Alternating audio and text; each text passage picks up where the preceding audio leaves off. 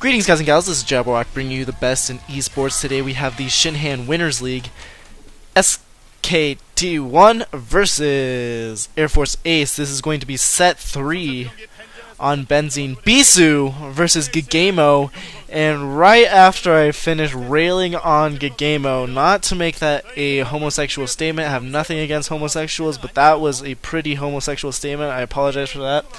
But after I got done now it all sounds like that, but after I got done criticizing, there we go, ggaemo, he comes and 2-0s the SK team. He beat Fantasy, spoiler alert, obviously this is set 3, if you want to watch the first 2 matches, you probably should watch that before.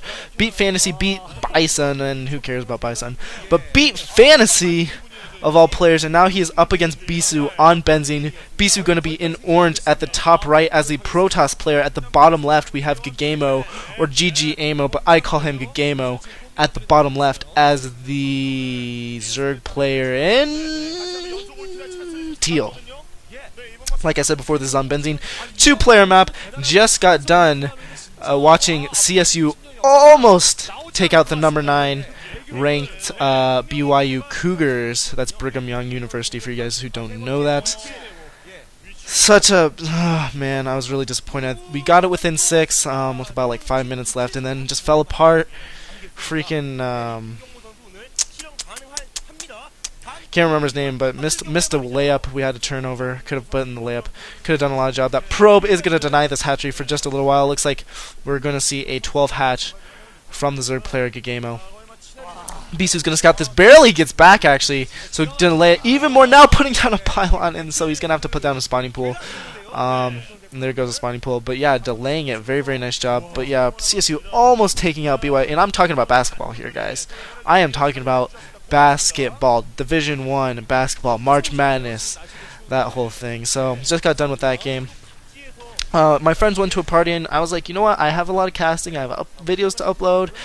This game I wanted to do for so long, and you guys probably like, yeah, Jabber, you haven't put out a video today. This one's going up probably around 12 o'clock, so it's almost tomorrow, I guess you could say.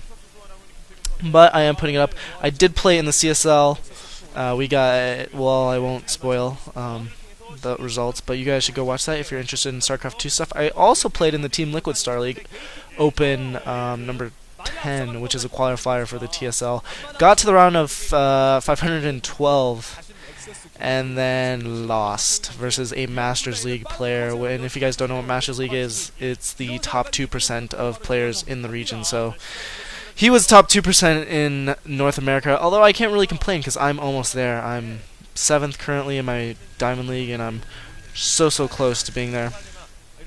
But normal fast forge, fast expand stuff going on for Bisu, picking up his assimilator at his main, and ggaemo is going to be killing off this pylon so he can place down his hatchery after a long delay, very long delay there. Bisu doing a very nice job.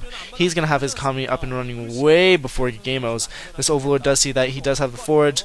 The cannons morphing in, didn't even build cannons until after the gateway. Very smart, as he did scout to see what was coming out of those eggs for the entire time, pretty much layer morphing in for ggaemo. And honestly, that pylon block, sure, he lost 100 minerals, but ggaemo lost a freaking lot, man, because he couldn't put down his natural for so long. He wanted to go 12 hatch, ended up having to go for a 12 pool instead. Just changing the build like that, that's pretty big. And Bisu's going to have his base up and running way before ggaemo. As you can see at that top left, there's only one drone mining, and so he's going to be pretty much at one mining base for the time being. That probe's still alive, doing a little prodding, scouting, stuff like that. And I'm assuming that Bisu is going to go for this +1 speed lot push like so many of the Protosses have been doing as of late, and not totally be a freaking moron like Violet, I believe. Yeah, I believe it was Violet versus Jadong or something like that. But he either forgot, or he was just thought that he was too goso to go for a Stargate and absolutely owned himself pretty much. I mean, if he would have built the Stargate, he probably would have won. Probably would have had Corsairs to deal with the Mutalisks and stuff like that, but absolutely just did not do it for some reason. And yeah, so there's this Citadel of Adun. Going to be researching Zealot Speed, and this is the new Protoss, man. This +1 attack, you see the forge spinning, and it's very, very smart, very, very intelligent. You can see how it goes on the same track as you would if you were going for regular forge fast expand, because you have to get the forge, which allows you to get the upgrade. The only thing that is a little bit early is the Citadel and the speed, and how you kind of counteract the minerals that you have to use on that is you build less Dragoons, and you're okay. And it allows you to tech directly into Templar, which is freaking awesome, instead of getting something like a shuttle or a Reaver out, observers for lurkers. Your lurkers are, or your observers are going to be a little bit later, so you're not going to be able to deal with lurkers, but this push comes right as that Hydralisk Den is usually up, and so we really don't see a ton of lurkers. It comes just at the right time, and the Zerg player just doesn't have enough time to get up his lurkers at the very least, and I've only seen this not work once, and it was because the freaking Protoss player, Violet, did not go for, I think it was Violet. I hope I'm not like bashing Violet and it's really not him. But whoever it was, they decided, no, you know who it was? It wasn't Violet, it was Free. It was actually Free. It was Free versus Jaedong, aka Pretty. He opted not to go for the Stargate like an idiot. And actually, ggaemo picking off one of Bisu's Corsairs, doing a very nice job here. Here's the first Zealots coming out of the base. I know I've done a lot of offhand commentary. There's no sunken at the front. Kind of critical there. One sunken morphing in at the top left, but I'm really wondering why he's not morphing into sunken at that 9 o'clock base. It seems like he should definitely do so right behind that hatchery, right behind the Hydralisk Den at the very least, man. It seems like he would definitely want to do that, but here comes the Zealots. The Zerglings do see them, and ggaemo's like, oh crap, man, I didn't build a sunken, and he's only going to have Zerglings to defend, and Hydralisks. They're probably not going to be able to morph in time. Drones coming off the line to defend, but I don't think it's going to be enough. He's going to have to get more units out here. This isn't really an all-in attack by Bisu, and this is probably going to get cleaned up in the near future if ggaemo can do some good micro. But he's just losing drone after drone after drone. He's losing the Hydralisk, not going to be able to make them into lurkers. Only 4 Zealots still in the mix. Probably going to get cleaned up, but he's just doing absolutely so much damage. No mining's occurring in the natural, and Bisu just coming after it, man. I think that if he would have perfected this build a little bit better, or used it at least to its real perfection, he would have not got eliminated from the OSL like he did, unfortunately for him, which is really sad. Of course, you guys know that I'm a huge Bisu fan, but I probably should have picked off that Hydralisk as he was moving out, but didn't really need to. There's nothing in the main. Hydralisk coming back to reinforce. They do have speed at this point, so they are going to be able to kind of keep up with the speed lots. The speed lots are going to be just a little bit faster. Corsairs trying to pick off some overlords, but yeah, see, he's able to pick off those Zealots. But honestly, the damage has been done. He's just done so much economically. ggaemo's had to pull off his entire natural drones, run them to the base, and not to mention that he's lost just a ridiculous amount of drones. He does have his Templar Archives up, which is very standard. It's very standard. Well, it's very standard to go for Archons after this, and even some Templar with Storm. But what I was going to say is this play also makes it so usually the players get their +1 air attack a little bit later. Usually, if you're the Protoss player playing Zerg, you want to get that +1 for your air fairly quickly, and we usually see it quickly with that old style. I guess it's not really that old because it's like a month ago, but older style of Forge Fast Expand. You see the +1 attack a little bit sooner. 0-0 for the Zerg player ggaemo, so he has no upgrades. Scourge is going to be following these Corsairs, but he's going to be able to get away at the very least. And I have some videos for you guys that are coming. I did the whole CSL cast, the CSU versus the University of Arizona, and I'm also going to start doing more live stuff, and you guys are like, oh my god, I don't want to look at your ugly face anymore, but really I think that you guys can look through it, and I actually don't think I'm that ugly, but I guess you guys could be the judge of that. Bisu able to pick off some of those overlords, doing a very, very nice job. It looks like ggaemo might be going for some type of Hydra push, or Hydra defense rather, instead of being morphing a ton into lurkers. He is building a creep colony finally at that position. Might have actually blocked himself in though. I don't know if that's a complete block. It looks like it is, so he has blocked himself in, and Bisu I think is immediately going to go for this northern base at the top left. There's Hydras morphing in the mix as well.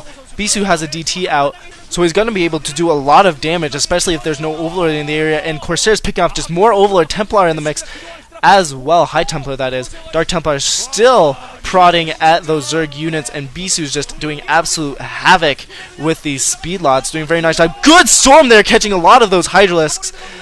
And ggaemo is in just a ton of trouble. There's still those group of Corsairs going to be able to pick off all the Overlords, and really at this point in the game he could just attack with that single Dark Templar, but Storm's going off on the drone line, just killing every single drone. That was epic, man. I think that ggaemo was just too overextended to pull those drones away from that Storm, but really had nowhere to go because that Storm was absolutely everywhere. Going to be able to take out the sunken colony. This DT is probably going to be able to take down the rest of the Hydralisk, but no, the Overlord comes just in the nick of time. These Hydralisks are going to be able to pick off the High Templar, another Zealot, and I don't really know what the Corsairs were doing. Maybe they were waiting for Overlords to pop out of that southern hatch there, the natural hatch. But at any rate, it looks like this force is finally going to get cleaned up by ggaemo, but he's going to possibly lose that Overlord, but no, able to defend it with the remaining Hydralisks. But as I was saying, I'm going to do more video, like vlog stuff, like reviews. I'm going to do, after this, actually, directly after this, I'm going to do a cast on how the GSL can improve and make it up to kind of MSL, OSL type standards, even though it is a different game, and I know you guys probably don't like SC2 as much because you are Brood War viewers. I think there's a lot of stuff that I could suggest that would make the GSL better. Not that they would ever listen to me, because I'm no one compared to all of them. But Bisu's still picking off Overlords, man. He is doing an absolute tear on ggaemo. Ggaemo is just like freaking out, like his body is like, I don't know what I'm doing, because he's just losing stuff left and right, and he doesn't know what to focus on or what to do about this situation. He does have quite the Hydralisk force at his front, but really that's only, I'd say, like maybe a control group, in like a third, and this is not gonna really do too much damage. And it's because I'm sure he's almost supply blocked, or he is supply blocked at the very least. Hydralisk right there, and huge Storm gonna make those Hydralisks retreat, and he's just Bisu just doing absolutely everything right. Gonna be picking off Overlords, making ggaemo use his larva on Overlords rather than Hydralisk. Still only about 6-7 Hydralisks in the mix there, and Bisu's just really committing to this attack. This is a super effective block, though. You know, you can only have like about 2 Zealots in that area, reinforcing with more units. He has picked up that 330 base. Don't exactly know when he was doing that. I wasn't paying attention to the map too much because I was talking about my new vlog stuff for some odd reason. Bisu looking very calm, able to take down the Hydralisk, and I'm just assuming a GG in the near future. I mean, this is kind of an early call, but he's just doing so much damage. ggaemo is on 2 bases against Bisu's 3, not where you want to be at all, and more Zealots just keep streaming in, and Templar streaming in as well. Just so terrible for ggaemo. And so, you know what? Moktira's like, don't hate on ggaemo because he's doing good with Ace. Well, he beat Fantasy, which is really good because you know where Fantasy is in the MSL, but or the OSL rather. I think yeah, the OSL. Don't know if he's still in the MSL. I don't really remember. It's either him or Stork that are in both of them for the time being. But yeah, I'm gonna hate on him still because he's absolutely getting owned by Bisu. Just more Zealots streaming in as well. Hopefully I didn't spoil that for you guys, but spoiler alert: Fantasy is going to the finals, by the way. Haven't watched Stork and Modesty yet, but I'm assuming that Stork won that fairly easily. And I'm going to be casting the OSL, by the way, and the MSL finals. I wish I could go to Moletrap's Berkeley LAN party. That's not actually at Berkeley. It's somewhere by Berkeley at like a LAN shop or anything. But ggaemo having to pull off drones off of his mineral line. What is he doing? Why is he still in the game trying to morph a sunken? Are you kidding me? GG, man. It's over. It's far over. Finally, after seeing a stream of about 500 zealots, he GG's. Like his name, ggaemo, ggaemo. Anyways, guys, that's my cast. Sorry, got kind of off track at the end, but really, you guys could just see what's happening. I don't really have to commentate if it's a total blowout. I mean, it wasn't even close at really any point in the game. After that pylon delay with the hatchery, I mean, that's that. So anyways, yeah, so I'm gonna do some vlog type stuff, just reviews on keyboards, mousepad. I got a new mousepad. I know I've probably said that about 4 times, but gonna do some reviews on that, and obviously gonna keep doing this Brood War stuff, 1 a day. Remember, 1 a day. And if I ever stop doing it, if I cut it down to 1 every other day, I'll definitely tell you guys. I won't just do it and then be like, deal with it. I'll definitely say something. But anyways, that's it for me, guys. Please subscribe. Please give me a like. Comment below if you have anything to say, and if you guys want to play SC2 with me, or even Brood War on iCup, I'm totally down. I think that would be really fun. Remember, you can follow me on Twitter. It's the same name as my YouTube name, and I'm out of here. Lates.